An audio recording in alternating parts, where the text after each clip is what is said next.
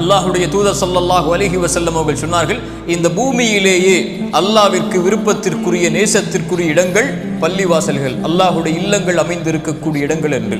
அப்படி என்றால் யார் அல்லாஹ்வுடைய இல்லங்களோடு மஸ்ஜிதுகளோடு தங்களை தொடர்பு படுத்தி வைத்திருக்கிறார்களோ அவர்களை அல்லாஹ் நேசிக்கிறார்.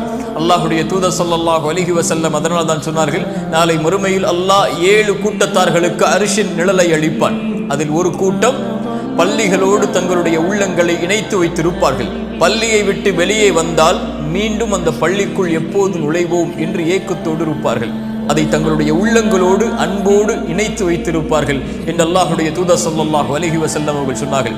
அல்லாஹ் ரப்புல் ஆலமீன் குர்ஆனிலே சொல்கிறான், வஅன்னல் மஸாஜித லில்லாஹ், பள்ளிகள் அனைத்தும் அல்லாஹ்விற்கு சொந்தமானவை, அல்லாஹ்விற்கு உரியது என்று. அல்லாஹ்வுடைய தூதர் ஸல்லல்லாஹு அலைஹி வஸல்லம் அவர்கள் சொன்னார்கள், அல்லாஹ்வுடைய இல்லங்கள் ஒவ்வொரு இறையஞ்சக்கூடிய அடியானுடைய வீடுகளாகும் என்று அல்லாஹ்வுடைய தூதர் ஸல்லல்லாஹு அலைஹி வஸல்லம் அவர்கள் சொன்னார்கள். அதனால் தான் சொன்னார்கள் அல்லாஹ்வுடைய தூதர், யார் இந்த பூமியில் அல்லாஹ்வுடைய இல்லத்தை அமைப்பாரோ அல்லாஹ் அவருக்கு சொர்க்கத்திலே ஒரு வீட்டை அமைப்பான் என்று அல்லாஹ்வுடைய தூதர் ஸல்லல்லாஹு அலைஹி வஸல்லம் அவர்கள் சொன்னார்கள். அல்லாஹ்வுடைய தூதர் அதை நிர்வகிப்பவர்களுடைய சிறப்புகளை சொன்னார்கள். யார் நாளை மறுமையில் அல்லாஹ் ரப்புல் ஆலமீன் அழைப்பான், என்னுடைய அண்டை வீட்டார்கள் எங்கே, என்னுடைய அண்டை வீட்டார்கள் எங்கே என்று மலக்குகள் கேட்பார்கள், யா அல்லாஹ் யார் உன்னுடைய அண்டை வீட்டார்கள் என்று.